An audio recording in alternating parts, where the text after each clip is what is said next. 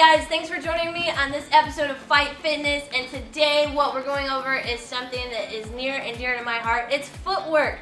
This is one of the ways that I am able to move fast in and out and surprise my opponents, and it's also one of the ways that I can make sure that I can counterattack. I can get out of the way of punches and kicks that are coming in at me. So I'm going to show you some basic footwork techniques that you can start immediately incorporating into your sparring game. Whether it's Kempo karate or mixed martial arts, these techniques are awesome, and it's going to take your game up to a whole nother level. So this is what it looks like. From your fighting stance, one of the things that you've got to do is you've got to widen your stance.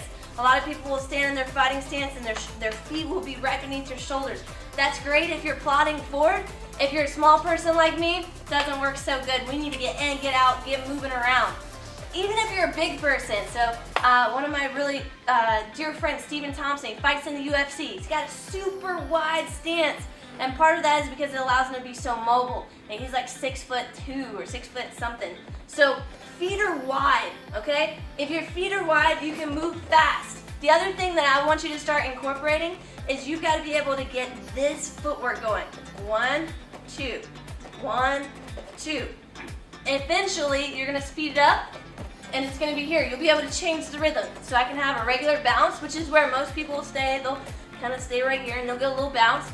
Some people will get this bounce, but very few people will switch up the bounce, moving forward and back. You got to work on that. So the easiest way to work on that is start using just one foot.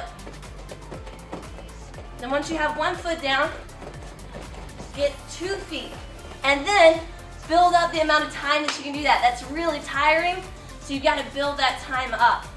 That footwork in and of itself is going to take your game to a completely new level. Play around with it, comment, and let me know how it works for you.